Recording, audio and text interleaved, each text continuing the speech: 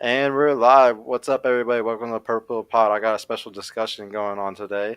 We got Angela Knight in the house. I'm super excited about this as she's a pretty big leader in the women's red pill space. But yeah, anybody that's coming in to watch the video right now, please hit the like button on your way in, subscribe.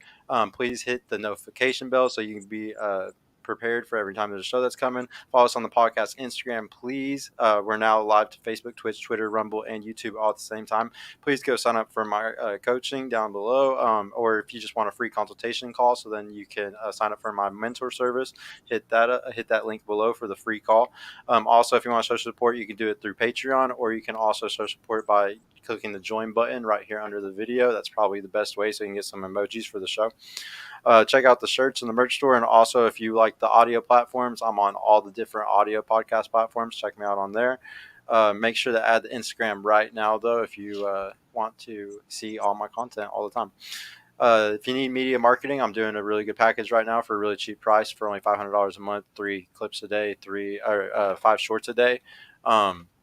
For a whole month, all SEO and all posting done for you. So please hit me up if you're a YouTuber and you need help with that, or if you need media marketing help with any other platform, hit me up. I can help on all of them. Shout out to my producer tonight. It's just me.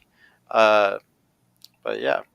Thank you so much for coming, Angela. I really appreciate you because I really want to meet up with all the other women in this space, because one of the big parts of my show is teaching women red pill.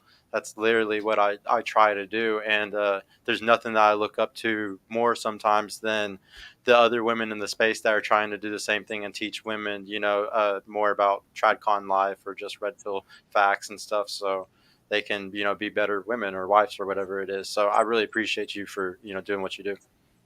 Oh, thank you. Thank you for having me. I appreciate you. So I want to learn more about you though. So like, how did you even get into the YouTube space and stuff like that? um, I I feel like I tell this story 1,000 times, and I always feel bad telling it because it doesn't seem as fun as what people expect it to be.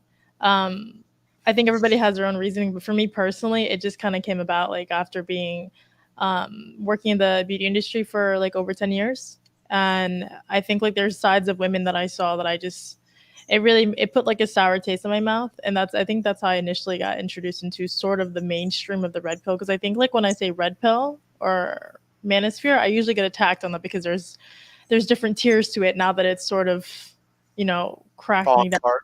Yeah, like all of a sudden nobody wants to claim it, but like when it's doing well, everyone is like, "Yo, yeah, red pill." But whatever the hell it was, I'm not really big into labels at this point because it's really hard to speak your mind without someone smushing you in a corner in a bubble and then making you kind of stay with like whatever rules they have within that. So sorry, rambled off. But for me personally, just being in like surrounded by women all the time and seeing how they um, just expose certain sides of themselves that I personally just didn't agree with, and it sort of hit like a sensitive spot with me also growing up with women that I didn't get along with. I was like, damn, this is just like women kind of overall suck. Um, and that's how I felt about 10 months ago. But then once you dig into like the core of it, you kind of figure out it's men and women that are just not really knowledgeable of each other. So that's where a lot of people would say, oh, you're grifting. And I really can care less with the internet. It's like, because my main source of income doesn't live, I don't live on the internet for that. I actually enjoy doing this. Um, so yeah, my views have sort of shifted in I would say in a more healthy manner. I'm more aware of the core problems, but it's hard to do that on the internet because the internet just wants entertainment. Yeah. It's that's what I've learned a lot whenever I got into this like 8 months ago. It's like, wow, it's not profitable just speaking the truth and being a good person. There's a lot of profit in being divisive and talking shit and saying hyperbolic, statements. It's like it's all fake. It's all fake wrestling. Um, you like brought up something about like the divide between like red pill and the manosphere and stuff. I think something that like we just don't have good terms today. Like it really bothers me because like what's really going on is there's manosphere and there's femosphere, and then there's red pill. And like the thing is like red pill is for everybody. I hate it when it's gate kept for just men or anything like that, which I see a lot. I really, really, really hate the gatekeeping of it. Like, I think women need to know all these stats and all these facts as well. Like, if we were going to make the world better by teaching the men this stuff and the women this stuff. So, I really see it as like there's the femosphere, and I see you and Pearl, like, and there's some women that are more entertainment in the femosphere, and then there's some women in the femosphere that are trying to teach women how to be better women. It just depends, like what you're doing. And in the manosphere, it's the same thing. There's some guys in the manosphere that are really all entertainment. I would say like Fresh and Fit. They're not all entertainment. They actually teach a lot of stuff, but a lot of their stuff is entertainment. The night show is mostly entertainment, kind of. And I would say like there's some manosphere guys that are nothing but education, nothing but trying to be as educative as possible, and nothing but writing books or stuff like that. So I really just think that everybody needs to like define everything correctly, because we always get there's so many guys on Twitter that are like, oh my goodness, the women are invading the manosphere, or these women are invading the red pill space. And it's like, dude, like red pill space is for everybody. Manosphere is just men. Like they're not invading. Like now, if a woman's giving advice to men on how to date and stuff, that is weird. But that's not a lot of women. Most women aren't doing that, I feel like. Yeah. Yeah, no, I agree. I think like I personally think it's important to understand the nature of men and women so we could coexist with each other.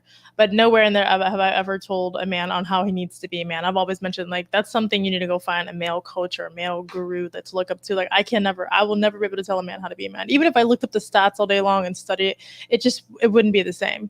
But my biggest thing with that is there's always this disconnect with men and women, mentally, emotionally, verbally, all the stuff that everybody thinks doesn't matter.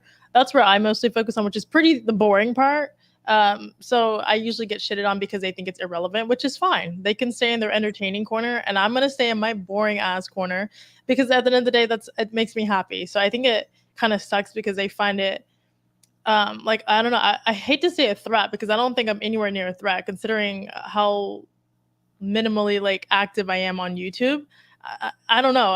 Maybe that's just how I view it, but for some reason I get shitted on constantly when it's unprovoked, and I'm like, okay, so what's the motive here? So it's kind of strange.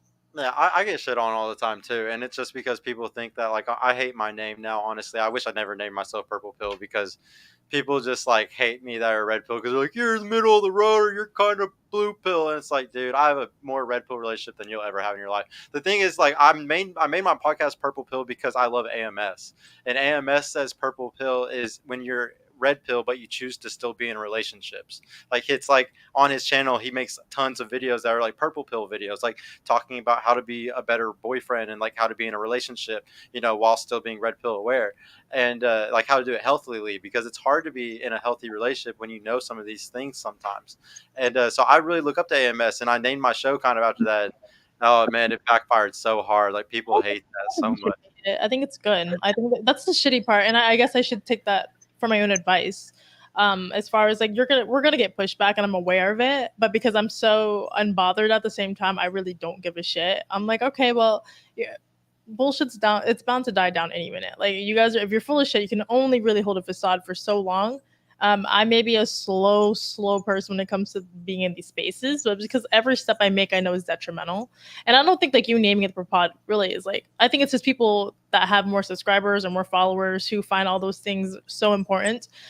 They shit on everybody, and I'm like, listen, if that's your tactic to say that you're insecure or whatever the hell it is, that's fine, but at least acknowledge it. So I don't think you should hate it. I think it's good that you named it that, and it's fair. I like the way that you phrased it in the sense where it's like we do live in a real world outside of the social media stuff. We have to still navigate like regular civilians. So I'm not going to sit here and act like I'm better than everyone else. Even if you think you are or know you are, you shouldn't be carrying yourself away because you're not going to survive long before you get crucified or staked. Yeah, no.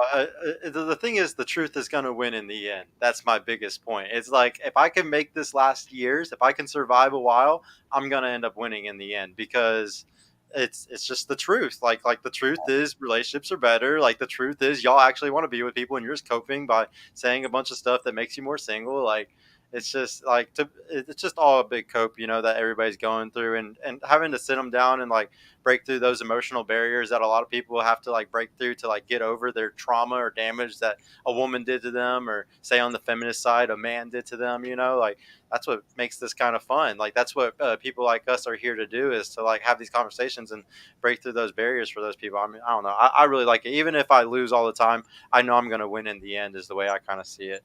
I kind of had a question about your ethnicity, which, by the way, Jiao, I know you're Vietnamese. Are you not? Yeah, I am. Do you know Vietnamese? I do know Vietnamese. Yeah, so I dated a girl that I lost my virginity to a girl that was Vietnamese. I love the culture. What's your favorite food? Um, I'm more of like a. It's the vermicelli noodles with the egg rolls. I don't know if you're familiar with that. Yeah, I don't. I liked Bonkan. Do you know what that was? Bankan. Yeah, I do. I think you're saying it different, but I think I know what you're saying. Yeah, it's like super like soft noodles, like super soft noodle. I love that. It was like it's like chicken soup, but with like these super big soft like octopus. I don't know. I love that stuff. I can't find it anywhere though. You know, everybody talks about pho or whatever pho, but like I don't want pho. Like I want bonkan, but I don't know where to find it at. You know. No way. You're in Texas and they don't have it. I thought like Texas is full of Asians and full. Oh, there's tons here in Dallas, but still, like that's still not a plate that's like in every restaurant. Like I guess like the girl I was with, her mom like always made it, so it was like something I could have. But for the most part, it's not like in every restaurant here. I wish though. Um, but so like, do you whenever you like when did your parents come here? When did you come here? Well, I'm born here, but my parents came here like I don't even know, like probably 30, 40 years ago. I'm not really sure. I don't have a relationship with them, so I don't really know, to be honest. Oh, Uh, okay. so Um, I'm sorry about that, yeah, but no, did you when you went to school and stuff, were you bullied a lot for being Asian, or like were you ostracized at all? yeah, of course. Like, Yeah. so for me, I grew up in a pretty like poverty background, welfare child here. So I grew up mostly around like Latinos and like Black people. So for me, it was more so um, I don't know. For it was normal until it wasn't, and then vice versa. So it really depends. If I was in middle school, every time I went to a new grade, it was always a struggle to define who I am and what I was. And for the longest time, I didn't even know I was Asian. Like I didn't really embrace the culture. Like, to be really honest, it wasn't until I got older. I would say like I don't even know, like 15, 16 and up is when I started embracing being Asian because I was like, you know what? I went to an Asian school in high school. I went to 4 different high schools. So by the time I went to a new school, I was full of Asians and they were just kind of like outcasting me. And I was like, I'm Asian. They're like, no, the fuck you're not. You must be Guatemalan or something. So I was really tan. I was very like chonga like at the time because I grew up around it. So to me, I embraced more of that culture more than I did my own. Being that I left home early so soon, so for me it was like I didn't really get to embrace my culture. I was kind of like vetoed out of the race because I didn't want to, submit to whatever garbage I had to as a kid. So Oh wow. Well, that victim by the way, so don't feel bad. It's just the reality, and I'm not pressed or sad about it at all. you So don't care. So like you, I'll be honest with you. Like I'm Hispanic, but like I'm very detached from my culture. Like I would say, like I'm not. I get made fun of by Mexicans for not knowing Spanish regularly, especially here in Texas. I grew up in a town that was like mostly like white people in a rural town, you know, outside of Dallas. yeah. So it's just like I was not like people would say like I'm white. Like I always get called coconut by Mexican people. I don't know what that is in Spanish. I guess coco, but it's just like because you're brown on the outside but white on the inside. Like they really been roasting me like my whole life. So I feel really detached from my culture. Like, do you feel the same kind of like? Do you feel kind of like detached from your culture I in a way? used to, but I made it a point in my life to build relationships with everyone around me, mostly with the people around me first, which is like the family that adopted me and the people I work with, and they were all Asian. So it was kind of an embarrassment that I've always been in the nail industry, but I didn't speak Vietnamese. And once you start like running your own business and you hire Asian people, they don't respect you because you don't speak it. So I started embracing it. Then I realized like there's really just like an in between, which is kind of like we are at the Purple Pod. There's an in between of everything. You have to be aware of the American culture, but you also have to embrace your own, which is what I didn't do growing up. And I do now. And I have like the respect of like elders and like people that I didn't agree with before. So I think it's just finding what kind of drives you to still embrace that side of you. And I feel like I found it. So I don't feel ostracized anymore. I feel a lot better. It's so funny you brought up the nail thing because like I'm in the jewelry business. Like that's what I was in before the podcasting and stuff. And like here in Dallas specifically, when it comes to jewelry, like some of the biggest just makers and everything here in Dallas, they're all Hispanic, and Mhm. they want to speak Spanish. If you don't know Spanish, you ain't getting the good prices. Like that's how it is. Like luckily, I have some really good friends in the Jewish community that are my close friends, so I still get the good prices. But man, my Hispanics do me dirty, man, for not being able to know Spanish. Like charge me way more than some of the other people in town, and it's just like this is It's crazy. tough because you have to recognize at a certain point in life you can get all these things in life, but you want to work harder, you want to work smarter, and like I think like that's why like for me the red pill does resonate a lot because I think a lot of it to me it's a survival kit. Like you need to be aware of everyone. You also need to have these strict militant rules to to keep yourself going every day and make sure you don't get fucked over. But to a certain degree, when you are above and when you are ahead, you need to recognize that you need to evolve from that.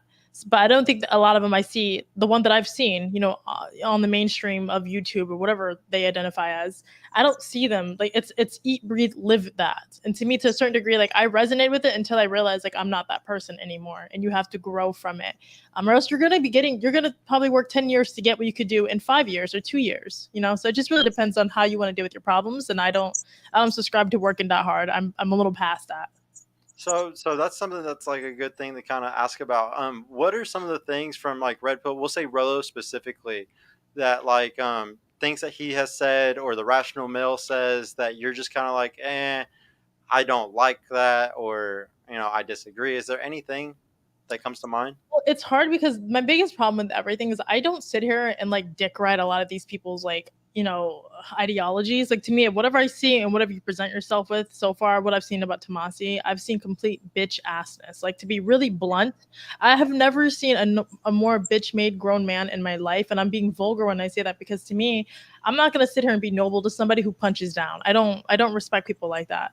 So Uh, for him to be in his quote unquote position of an author or whatever it is to constantly punch down at me unprovoked for no goddamn reason, to me, I'm not going to sit here and study whatever verses that you put in your little bullshit Bible that you sat here from prohibition to discovered for your bullshit community. So I personally would say the fact that he says that men have to lead and men have to be strong, whatever the fuck his things are, I don't understand because he doesn't live by it. To me, he's a hypocrite. You have a wife, you have a daughter, but the things you preach are completely against that, and nowhere in there will they get to what you quote unquote have if it is happy. So I don't know if I answered your question, but it's hard for me to respect him and to see and to do homework and investigate him. But so far, every time I see him on Twitter, he's like a high school girl. The guy is like constantly tweeting at me, like one of his burner pages looks at my whenever I like someone's photo. And I have very diverse groups of friends. My friends are on the opposing political views. My friends are purple hair, blue hair, gay, straight, trans, everything. I don't care. Like to me, if we can find some commonality, I'm not going to sit here and completely judge you because that's not my life and it doesn't affect me. But to him, it's weird. Like, how could you be friends with this person? So if you're friends with this person, you must be what they are. So he yeah. will find my photos or like my likes on someone else's page, circle it, and be like, she's associated with this whore, so she's a whore. And I'm like, I mean, you bring on hoes on your shows all the time. Is that the assumption that you sleep with all of them also? Is that a fair assumption since we're just making up accusations around here? So it's a very high school fight with me and him. And I've never met anyone like that. So I don't have anything beyond that besides the fact that he is literally a bitch. I hope Oh, he accepts that and sends it to him because to me, I've offered a solution. Buddy, we can debate this out. I'm not like a pro debater, but I do understand logics enough to where like if you're gonna say that women are emotional, I am so fucking calm. Me saying an F bomb here and there, I don't give a shit. I don't owe the world submission. I owe my man submission. I owe my that's who I sleep with. I don't sleep with the world, so that's not necessary. But for him to attack me unprovoked again, but then not want to challenge me on a debate. You just want to run your mouth. You just want to deflect the fact that you got your ass roasted for posting a vasectomy tweet. So instead you're just picking fights with people that you think are nobodies. But you fuck around and find out real quick that I'm not the person to fuck with. But he doesn't want to debate me because he's a pussy. So there's that. I'm actually supposed to go debate him in like a month. I definitely have like some like things that I disagree on, so like I'm excited to hopefully go get to do that. He just texted me the other day, but I'm waiting for him to text me back with the date hopefully. Like I'll play I'll act as his lawyer representing him for a second. And like I think what he would say to that is like when you brought up like the what he says and like what he does kind of thing, he always is gonna say well, I'll tell you what he's gonna respond. He's gonna instantly say it's a praxeology. I'm just saying what is, not what should. And so like he's just saying, like the facts, like what is. So but like the vasectomy tweet thing though, it's like, bro, like at what point are you crossing the line and like you're actually influencing people and kind of telling them kind of what to do. So like I agree with you like completely, like I completely agree with like everything that you're saying. The problem, and this is why I'm excited to go to my debate with him, which I don't want to reveal everything that I'm going to be debating him on because some of my topics are very secretive to me right now. But like some of the biggest things is that, yeah, like humans aren't robots. Like come on, like we're not Spock from Star Trek. Like nobody's perfect. Like you can't walk in I am a robot. I only do robotic things. Like I only live in praxeology and live by the facts. Like no, nobody does that. Like everybody's an emotional. Like the thing that bothers me is like life is 10% what happens to you and 90% the way you react to it. So like those facts are 10% of the equation. Like he basically just screams, him and a lot of people in the red pill space scream the facts, but the facts are only 10% of life. Like how you react to the facts, what you do with them, like how you live, that's actually like what matters. So it's like, let's argue over this 10% of our reality as much as possible. And it just doesn't make sense to me. Like it's really, it's just trying, it's a bunch of people trying to like act like they're above everybody else because they like only live by facts or something, but it's just not true.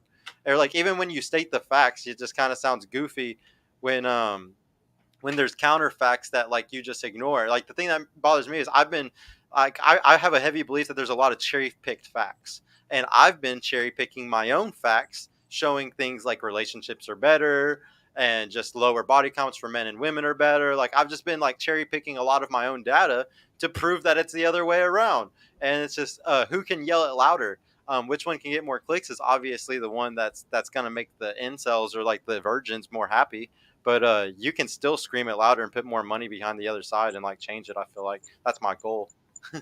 Yeah, no, I don't really see a strong structure in that, like the way that they're doing it, the way he's doing it. I just, to me, everything exists for a reason, and even if you don't want to own it, other people see it. So to me, when I look at him, he's a joke.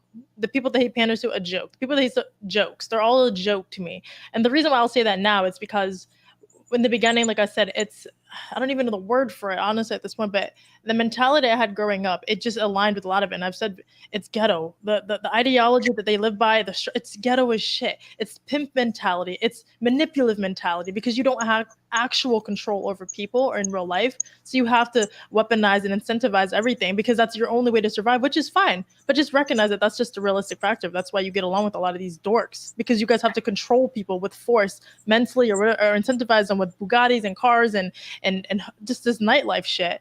And they don't want to admit to it. And I'm like, but in real life, like if anyone that owns a real business, and I'll compare relationships personally to business, just softly to say that you can't control people.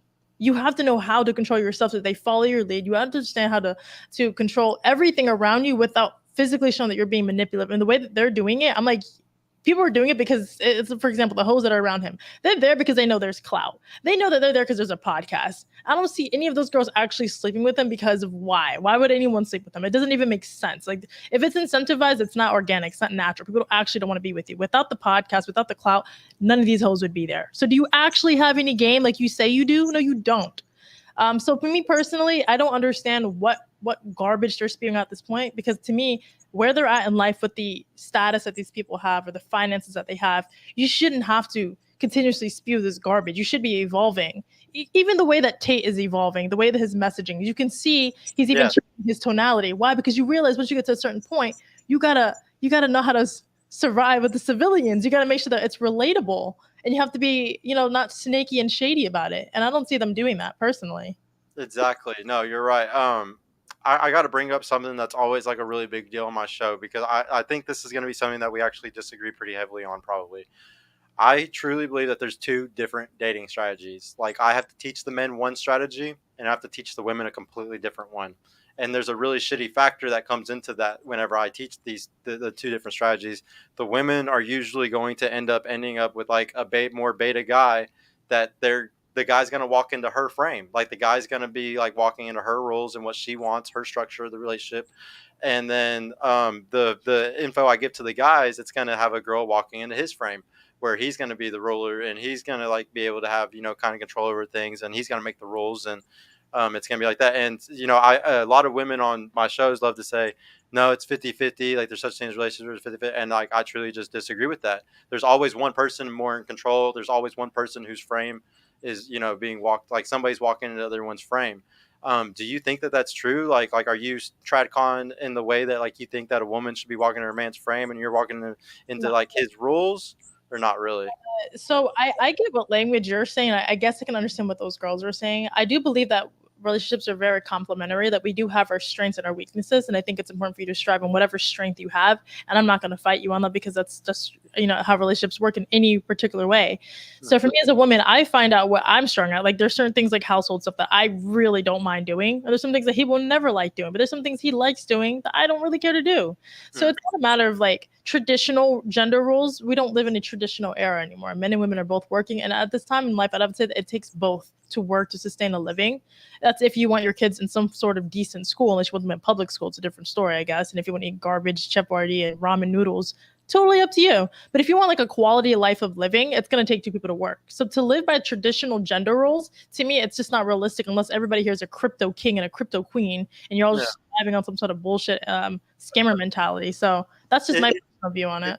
It's more like the people who are striving, like if I ask all the women on my panel that they want to be taken care of, like that's just what they want. Like they want like that lifestyle where they don't have to work and stuff, and they can't stop themselves from striving for that. So it inevitably ends up with them either sleeping with the guy who's a high value guy that doesn't take them seriously, or they settle for the beta bucks guy.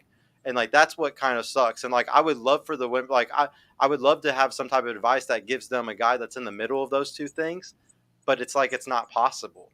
Like and like or they don't. The biggest thing is they all think they're the prize. They all and like one of my biggest examples I put on the show is where I put out multiple steelmans of where the guy that is a guy that is masculine and a guy that's a real man, like he is the prize, and like period. Like there's nothing to debate against my steelmans usually. And so in those, and a lot of them cannot come to terms with that. They cannot come to terms with being in a relationship with a guy who makes the rules. Like, you're not going to have girls' nights out. You're not going to go on girls' trips, out of the country and stuff like that. So, well, I want to know, like, back to like my original question. Do you think that there's a middle ground between a guy's dating strategy to make sure that he's in a good, healthy relationship for himself, and a woman's dating strategy to make sure that she's in a good, healthy relationship for herself? I think there is two dating strategies for sure, but I think in every relationship you evolve.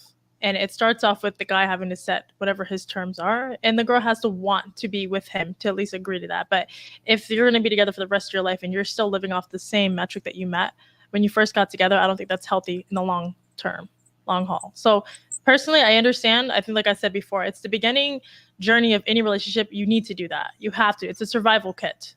To at least, like, can we get past through the hardship together first to make sure this is sustainable and long term? But to me, like, maybe I'm just speaking off of like anecdotal. When we first got together, it was all him leading everything. But for a while there, it got toxic, in my opinion, because it was like, okay, we're evolving now, buddy. Like, why are we still living off these terms as if we're like still little kids? Like, we want more. So we have to accept more responsibilities. We can't sit here and put all the responsibility on you, because that's going to take a toll on you mentally. And it did. So to me, it's just a matter of the reason why a lot of these girls, in my opinion, they aren't the prizes. There's too many of those type of girls on those podcasts. And no offense to anybody, it's incentivized. Like if you ask somebody, would you want a small waist, big booty girl with big tits? Everyone's going to say yes. But the reality is everyone's always going to settle for what option they have. So a lot of these girls are going to give you the answers that's going to like, oh, you proved my point. Of course women want this lifestyle. But at the same time, they're not like your women aren't going to listen to men tell them about how dating nature works for women. So the women have no idea how the male nature actually operates. So what are they going to the extreme? Whether they submit for a beta that pays for everything, or be with some douche lord who has to like take them out every night and like bring them in threesomes to sustain this living. It's always one extreme or the other, because this is what we're exposed to on social media and specifics. Yeah. I get what you're saying. Well, it's not just the exposed. Like I like interview these girls. So like what's crazy is like whenever I talk to them, like, and I go out with them, like whenever I hang out with these girls or just anything, like you can clearly see that there's lame guys and there's cool guys, and there's just a few amount of them. Like, and so I don't know. I just don't. Sometimes I don't blame the women, because it's just like I see like they're really two shitty choices. Like I want to know, was it easy for you to find your guy? Like, was that something that took a long time? I view it as like nothing in life is supposed to be easy. I think the problem with the world is that people want things so easy. I think relationship is something you have to cultivate and harvest. You can't just expect you're going to find the love of your life. I think that's the problem. You have to find the best potential that fits for you, not just a potential. Like, oh, he could potentially be great, but is it realistically the best potential for you? You know, I could see someone that's amazing, but that's not my type of person, or long term, it's not compatible. So I wouldn't even bother entertaining that. But the reality is, you have to find some sort of commonality with each other and some sort of substance in the relationship to want to cultivate and harvest a genuine relationship, which a lot of people aren't doing that. Everybody wants everyone to be already finished because you compare what you see online, what your homegirls are doing. Because again, like with social media, you're seeing this grand like bow with everyone. Everyone's amazing. Everyone's hot. Everyone's happy. But it's not the truth. Everyone's miserable. So it's like what I bring up a lot. You would say that a lot of these people stuck single, it's more of an ego problem. Like they're seeing themselves as bigger than they are or something. And if they're not being able to find somebody, it's probably themselves in some way. I agree 1,000%. It's majority of people. They are the problem, women and men. Like for example, I think I posted that thing where it was myth or reality on like who's sleeping with who, and a lot of men said, "Oh no, it's a myth." Like, you know, all the girls are sleeping with all the top tier guys. Like the reality is, no, that's not the reality. I don't believe in that because average girls don't get attention. Average from those type of guys, from the top 5-10% of guys. If the guy has access to the yacht girls, the OnlyFans girls, the promiscuous girls, why is he sleeping with the vanilla girl? If he has his pick of the options, the vanilla girls are sleeping with the vanilla guys. And then when the vanilla guys don't get the vanilla girls, they assume, well, because she's not sleeping with me, she's sleeping with the other guy. No, you just suck. As like you just have no game. It's okay. It's like saying I didn't get hired by this job, so they hired everyone. No, buddy, you didn't get the job because you don't have skills. That's all it is. Just Yeah, because you suck. No, I completely agree with you. It all goes back to like an experience, and I feel bad for the guys though because a lot of them just get beat up by not having no experience today. Here, let me go through these super chats real quick. $2 from Great Pill Podcast. Thank you, bro. Salute to the chat panel. I really appreciate you, man. $2 from Just Jerry. Big Doug, both of you, man. Thank you for coming back like always, dude. $5 from Great Pill. Pearly echoes Red Pill Mano, yet has zero relationship life experience. She's for entertainment purposes. Great Pill. And Great Pill again with the 5. Thank you, Angela. I agree. Learning and moving forward is key. With that being said, will we be on more panels speaking about MLD? Question: what is your niche? Will we be on more panels speaking about MLD? Are you going to speak about MLD anymore? I don't really have any interest in talk about like gossip that's already happened. Like anything that did happen, I've already spoken on like 2 other channels, and That I was think like 2 weeks ago. yeah, like at this point, it just seems like we're just beating up a dead horse. So I'm not interested in talking about that. And as far as panels, I'm also so over the panel podcast, respectfully, just because, again, I don't see many people trying to achieve like finding an impact. It's more entertainment than anything. So for me, I don't really have any business being there. And nowadays, I want to go into the core of the conversations as far as like the core of the problems of relationships. And I can't do that on these panel podcasts. There's like 5 girls there, and it's like I have to give everyone a chance to talk. And I'm like, no, I'm selfish. I'd rather talk about the things I want to talk about. And I'm not here to you have your own show. Yeah. yeah. What is your niche? He said a question was your niche. My niche is relationships, but it's the core is communications. I think it's important to focus on the communications of men and women, finding the bridge with each other in modern day, instead of just going back to this prohibition Bible shit that Rolo's continuously quoting. Yeah. I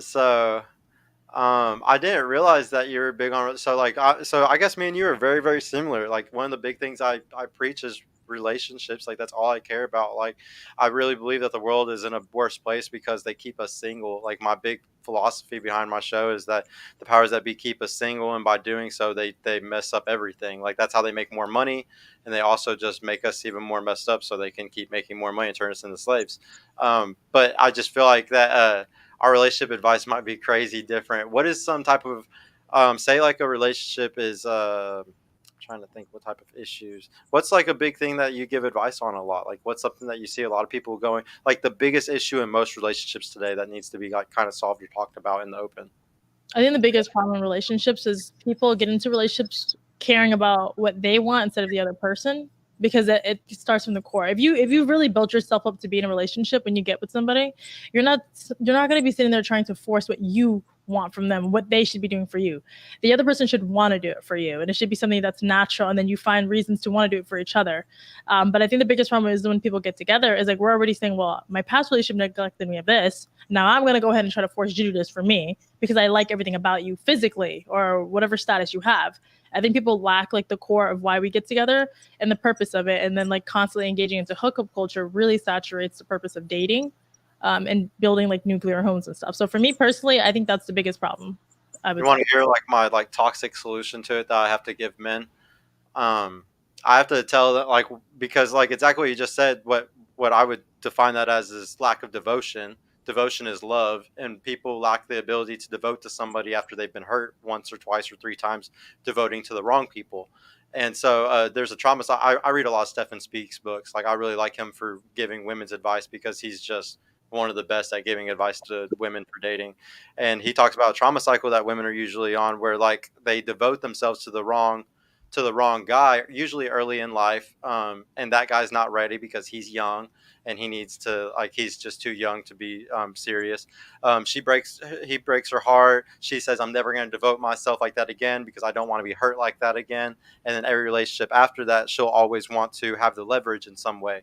Always the guy walking into her frame. So then she's never going to lose herself or like have that same pain that she had from that first heartbreak, from that devotion. So like I have to tell guys because of stuff like that. And they also women. Another thing is after a certain age or after a woman like gets to a certain point sometimes in her life, I feel like she can be devoted to her job, to her boss, to money. Maybe not to specifically her boss, but just to money and her job though. Like she's more devoted to her career, and sometimes you can't get that love that like feels really good as a guy whenever she's fully devoted to her job than her man. So I have to teach men to date women under 25 because I found very consistently those women don't have these issues. They're just more likely to not have them at least. Yeah, I get what you're saying. I would say that works for men that are trying to build themselves to be this high value idea of themselves, but also I think a lot of people are very lazy. A lot of people are very comfortable in life and they just want to exist.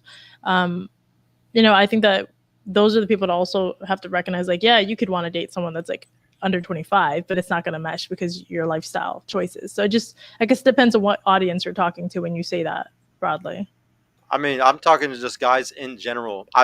This is gonna sound fucked up, but women are, in my opinion, I'm not saying all of them. I'm not saying all of them at all. There's always exceptions to the rule, but I highly believe that most women above the age of a certain age are just messed up, and it's because they've either had too much sex with people, or they've just been in too many toxic relationships, or they're more devoted to money than the man.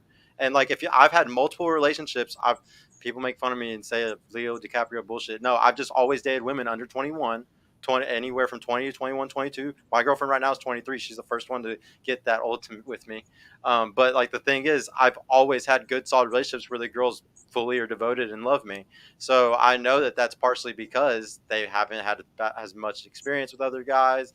They haven't become addicted to their career and making money yet.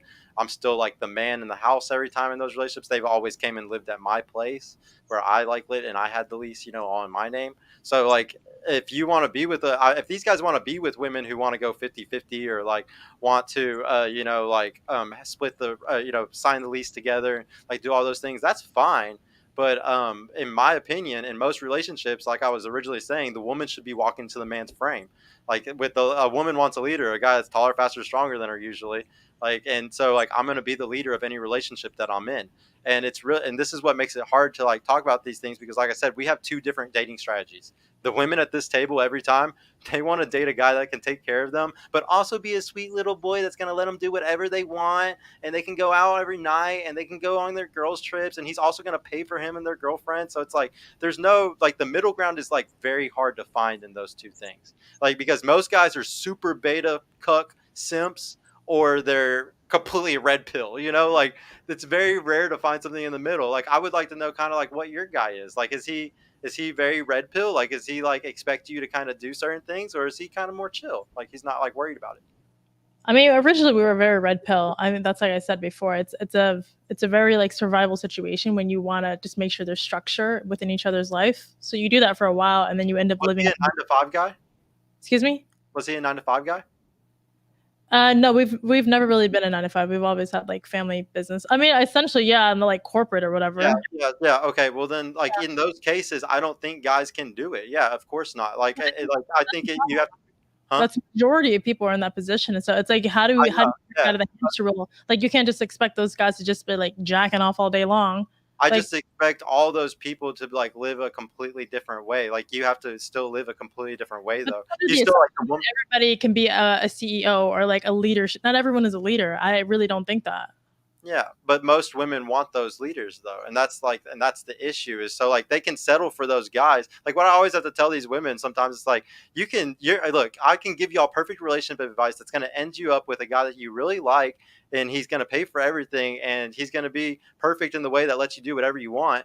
But after 6 months or after a year, you're probably not gonna be as horny about him. You're probably not gonna like your coochie's not gonna tingle, and that's Would just the you say facts of that, would you say that the same thing about dating a airheaded bimbo girl who's impressionable? Like dating one of those girls, like it's easy, it's fun, whatever. well, But I would never tell anybody to ever date one of those girls ever. so, but don't you think dating a young girl at like A 30 years bimbo? old Not even is close. No, bimbos are girls that are usually older and get their tits and stuff done to try to keep themselves looking so young. young girls aren't bimbos at all. Young girls are smart No, also.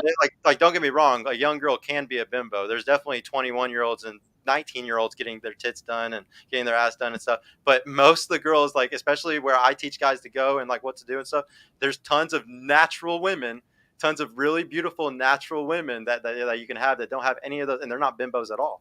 And Like where do you find those girls at? I'm curious. I actually sell that advice because I don't give it out for free. Because if I did give it out for free, that's the one thing that everybody would have over me. It's like the one trick that I have up my sleeve that nobody else has in the manosphere. Because this is the issue today. It's all like the thing that pisses me off the most is every guy says like, well, we were talking about this the other day, how a lot of guys think all women are hoes, and I don't think all women are hoes. I don't. I think in certain, like you said that you worked in, like what did you do for work? And you would see women that were bad women, like kind of like hoish, I guess you could say. Nails.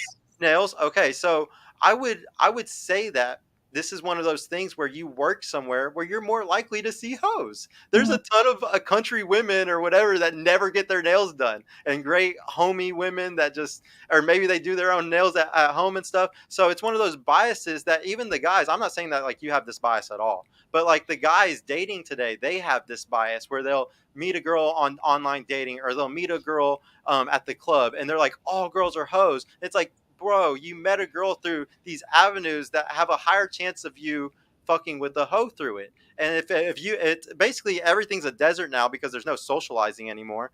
And so you have to, if you're in the Sahara, you got to know where the oases are. And the guys don't know where the oases are. I know Right. where the oasis is, so I take some of them to the oasis. But for the most part, all these guys are screwed, and that's why they think all women are hoes. I don't think all women are hoes at all. I've had plenty of really good relationships. I know plenty of really good women that are beautiful, and it's just most people aren't. It's like the fresh and fit thing where they're like, look at all these women. Like Rolo brings this up almost every show. He's like, they've had this many girls on the show. This is proof, and they're from all these different states in the United States. This is proof that women across the country are like this. And it's like, bro, none of my girlfriends have ever gone to Miami. Ever been the type of girls to go to Miami with on a girl's trip. Here's my problem with that statement on both ends. Like what you're saying and what you're quoting also from Tomasi and all of them. There's hoes everywhere. I don't care. Even in the Midwest, even in the buckfuck country. Now, it's almost like saying there's crackheads everywhere, but not how overpopulated are they? That's a different story depending on the major cities. So to sit here and say that they're everywhere, I think that's garbage. To say that it's just that's the entire dating pool. That's garbage. That's your dating pool. Yeah. At the same time, being someone who moved to Miami, there's parts in Miami. For example, the locals don't even associate themselves with the surface and face of Miami. So again, it sucks that I understand. It's almost like when we say I meet 5 deadbeat baby daddies. Is it fair to say that all men are shitty because I know 5 deadbeat baby daddies? Like it's not fair to say that because that's my own like anecdotal experience of seeing that type of that.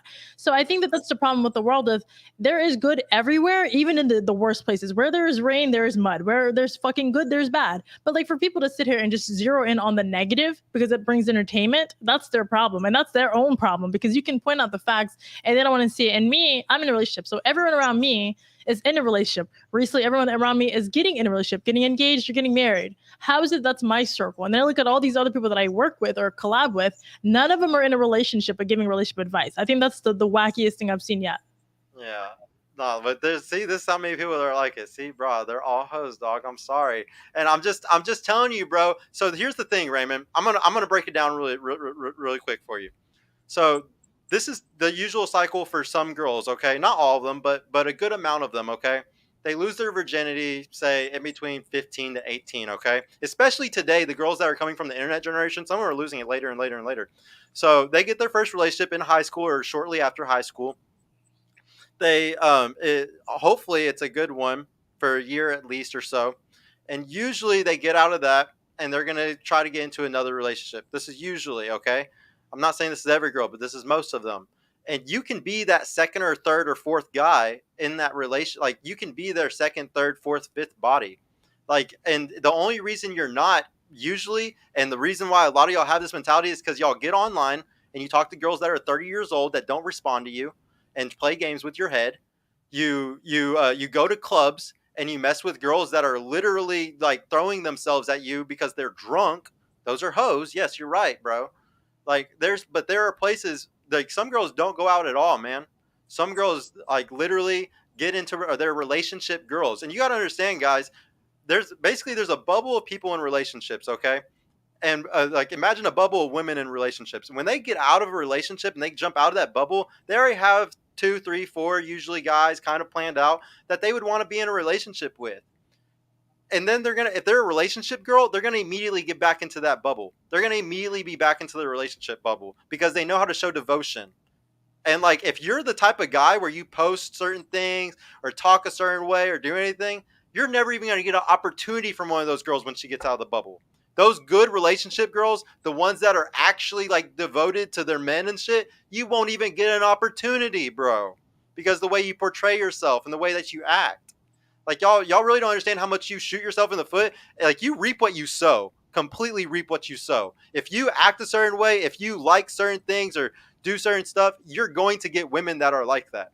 If you're a good person, you're going to get a good woman. And if you're good at devoting yourself, you're going to get a woman that's good at devoting herself to you. I'm telling y'all.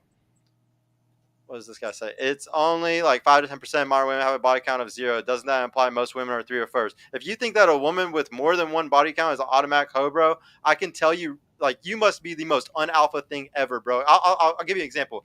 If a woman had 15 or 20 bodies, bro, and they were all 5'8" dudes with fucking 4-inch dicks, I wouldn't give a fuck, dude. I wouldn't give a fuck about her 15 body count because I'm 6 foot and I know I got a big dick, so I don't got to worry about it. So, but like the thing is, a lot of y'all that worry like that about a girl just having a body count of 5, 6, 7, it's because you know damn well your chance of being better than just 5 or 6 other dudes is low as fuck. I'm sorry, that's your problem. But like y'all really need to get yourself up to better if you're mad about like a 10 to 15 body count or something like that, man. It's really not that bad. And like because Andrew Tate just talked about this the other day. He said he wouldn't give a shit if a woman had a bunch of bodies. Like he wouldn't want to take her seriously, but he said if he needed to, she would fall in line for him because of how alpha he is. That's the mentality y'all fucking need. And that's not out of my fucking mouth. That's Andrew Tate. That's y'all's fucking King Prince, okay? That's his mouth, not mine. So like that, like y'all need to cut it out with the fucking body count shit for real, dude. It's not that big of a deal. Um, Angela, are you against me on that? Are body counts still bad? Yeah, no, I'm so over the body count conversation. I think it's childish because I think it everyone's is bad. It's just not that bad. Like, I mean, if we're gonna say in the extremities of like the girls exuding a certain number, like you were just fucking around just to fuck around, yeah, obviously it's like having like pointless sex with people because you're trying to prove a point of this feminist movement, whatever the hell it is. yeah, That's obviously the problem. But if like these are women that were pursuing relationships and it failed because they just didn't understand male nature, you're really gonna penalize them. Like if that was your daughter, everyone knows that if they had a daughter, I can guarantee you would have more empathy for the fact that damn, my daughter just didn't understand that she got finessed. and that this is a different era, a different generation. Like everyone talks like this because they don't have women in their life that they give a shit about to have that empathy. Yes, they don't understand that it's the finesse game is really easy on the women, and like if they fall for the finesse, but they're trying really hard for relationships, you can't blame them for it. Like, and a lot of the people are encourage them in society to that it's okay if they get a few bodies or 10 or 15. I do believe you know like it's definitely harder to marry somebody with like over 20 because what's the study show like 13% chance of happiness or whatever. So like I would not like I would care about the numbers a little bit because it's definitely worrisome, but I'm not that worried about it. $5 from Unrated House. What age would she recommend that most women should start dating with intention? How does a woman's career rank versus a stable, serious relationship? Hmm. What age should she recommend that most women should start dating with intention? How does a woman's career rank versus a stable, serious relationship? What do you think? Well, I think women should always be dating with the intention of marriage in general because you're working up to it. You can't just be dating just for fun to get out of your system. I think it's like, at what mark do you know when to stop? Where's the boundary of like, well, I'm just doing this for fun. That could be endless. So personally, I think the minute you lose your virginity as a woman, even when a woman loses her virginity, nobody just gives out their virginity unless she's paying for that to be, whatever. But for the most part, the first person she gives her virginity to, it usually fails because women and men don't understand each other. So I think from there on forward, you should make it a note. And this is why I talk about the things because I want women to understand how male nature works, like the psyche behind why they do what they do, because you're more likely, to have a long lasting relationship. So Mhm. I think immediately when you start dating, when you're interacting, like it's like when you pound the gloves, it's time to start learning how the opponent works. So Yeah. immediately, um, How during does a woman's career rank versus stable, serious relationship? Like, should your, I guess he's saying career be more than relationship, or like, where would you put like the percentage for that? I think with anyone, I think yes, your career is we do whatever the hell you want. If you can juggle, good for you. If you cannot juggle and you suck at it, relationship. Because if you're doing all of this for no reason, it's almost like I know the richest people. Not, I'm not saying I know the richest, but I know people that are very wealthy and they don't I have kids. could go really quick. Keep talking. Yeah, yeah. I know people who have like careers, men or women, and they have no purpose. They have no family, no holidays, no kids, no grandkids. It's the most miserable thing in the world. So you have to have a reason to why you're chasing your career. Now, if you have a family and you're doing well, I think your kid turns 18 at a certain point. You have to still have an identity outside of being a mom. So personally, I think it's important to have a good relationship with yourself, with your partner, with your family, with everyone. I don't know what else y'all want me to talk about. Oh, I get 5 kids in this. Only family. Oof. There's a lot of beef going on online nowadays. What age? Uh-uh. One of the podcasts pulled up the data on the body count after 5 bodies and pair bonding. Not sure it was whatever or FMF a couple weeks ago. Irrelevant. Those two pods. No, sorry about that. Some of my guests arrived a little early. I wasn't ready. Another $5 from Graypill. Thank you, dude. At ProPill, I'm aware JPT is just entertainment. Unfortunately, she never claimed it, only stated the opposite. This is what she promotes and stated sorry. Wait, unfortunately, she's never claimed it? I thought that she did claim that she's entertainment. I've never heard of it. She's never said that she was entertainment? I've never heard that girl say it. I swear that I feel like I've heard her like say 10, 20 times that she's entertainment. Maybe Nah. I'm wrong, but I could have swore that she did. I have I to convince myself that it's satire half the time to just cope with the things that she says. I'm like, this has to be satire. There's no way. There's no fucking way. That's why it's entertainment, because it has to be satire, right? No, I'm just kidding. I mean, that's what I'm saying. If it's entertainment, it has to be satire. Like, it has to make sense. Yeah. So one of my last questions I wanted to ask, because we were talking about, like the difference. I was telling you, I really believe there's a difference in like dating strategies for us, and another big part of the dating strategies thing is like making the guy wait versus a guy getting on the first night. A lot of things that Rolo talks about, or like in the red pill space we talk about sex and stuff, and even for me personally, like I can tell you this from my own personal experience from multiple relationships.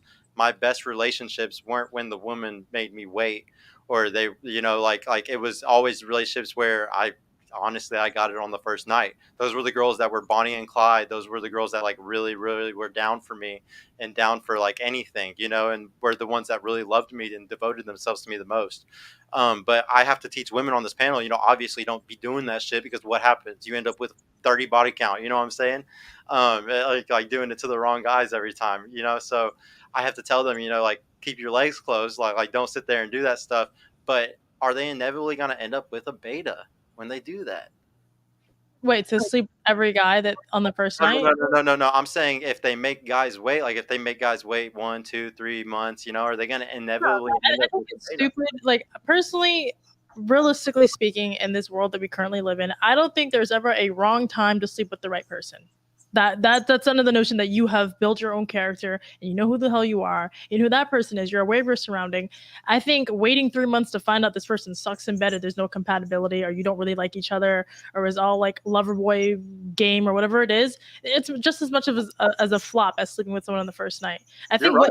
Yeah. what you do after you sleep with someone says a lot about where you're going to be in the relationship with them. I think some people don't have any natural riz or game, girl or guy. So usually after somebody sleeps with someone the first night, it's too much clinginess, or there's too much of a distance, because then you actually find out where you stand after you sleep with somebody, because it's like, do I still want to keep hitting you up, or do I like you enough to continue talking to you, or was this just for fun and I'm going to dip out because it was just for shits and giggles. So that's something that's so, it really is contextual. Like you really have to break it down, because nobody really knows their position, because everybody just thinks it's a simple black and white format when it comes to dating. But there's so many different personalities, age, background that we have to be aware of before we just jump in and say, this is what we should do. This is what you should never sleep with somebody. Like that's not going to get you far. Yeah. That's my opinion.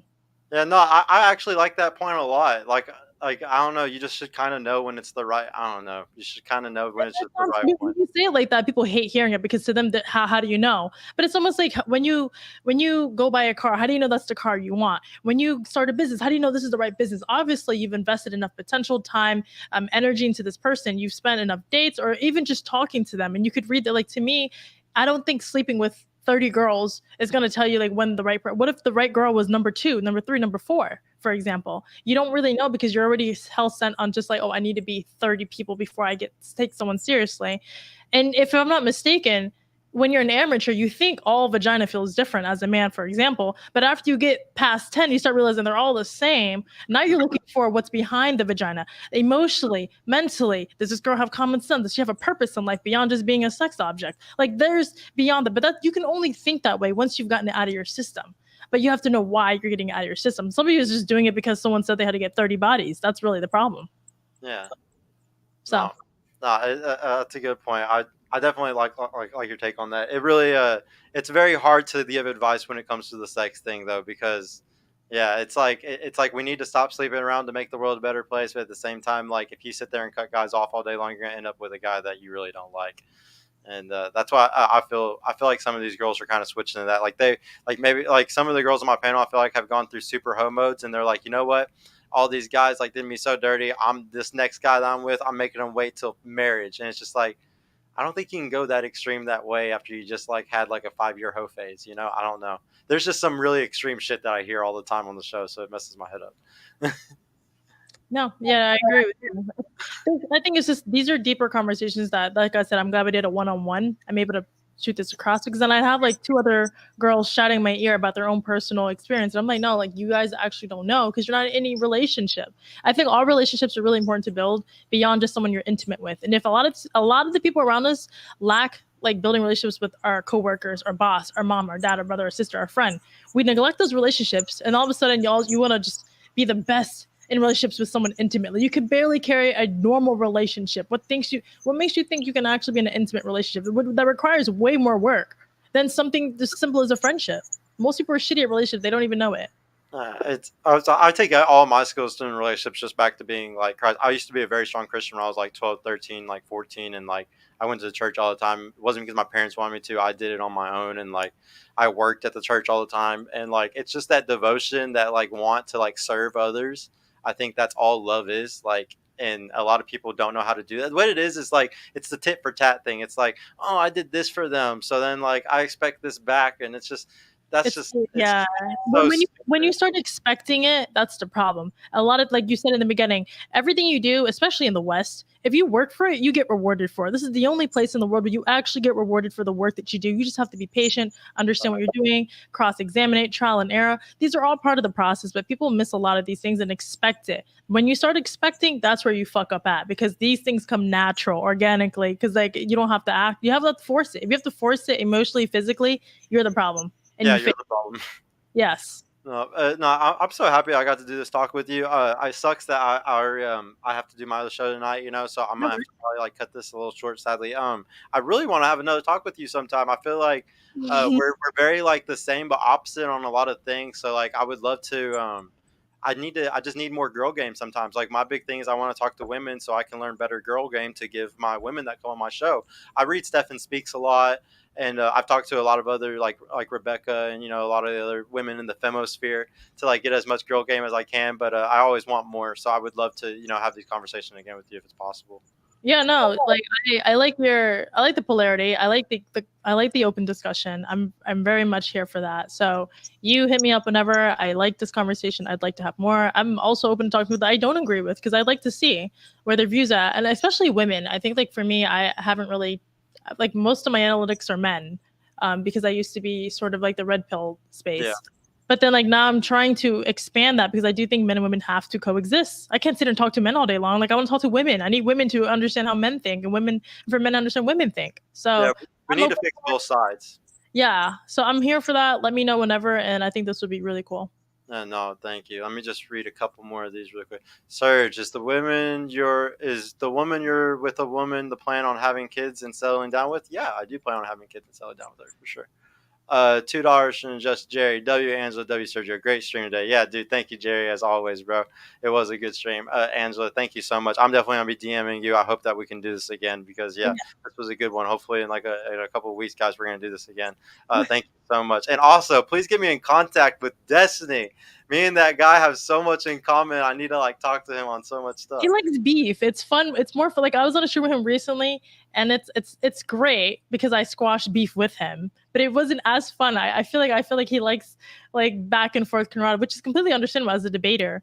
But it sucks because we agree on so much stuff that we were just kind of like, well, yeah. I already have a list in my notes of things that I disagree with him on, so I can debate him on. So if you wanted to, I'd be ready. I agree with him on a lot of things, though. It's just there's a few things that I feel like he just doesn't understand red pill enough on, and like he hasn't been clarified in terms for him to understand it well enough yet, kind of. But yeah, I would love to debate him on some things because he's a smart guy. He's just a good contrarian. He's just really good at like debate. Like whenever he did that debate with Rolo, I was so sad because partially because a lot of the stuff he brought up was stuff that I was planning on debating Rolo on, and it was like, no, he did it. Like that was for me to do, and it's just like, oh, it made me mad. But no, I'm excited about what he's doing. I really believe like Pearl said this on a show when we push the conversation to these new places that aren't really talked about, it's like art.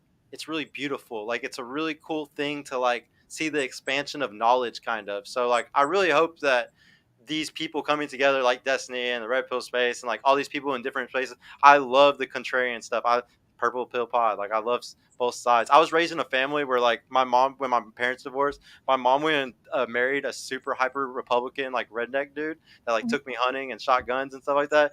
And my dad is a super hyper liberal like Hispanic guy that was the opposite, hated guns. I wasn't allowed to have my first gun. So it's like I'm very good at learning both sides of things. I was raised in a pretty opposite household, so I'm pretty good at that stuff.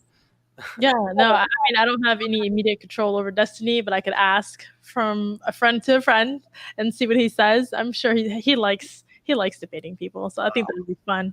So Okay. yeah, I'll say something and see if he accepts.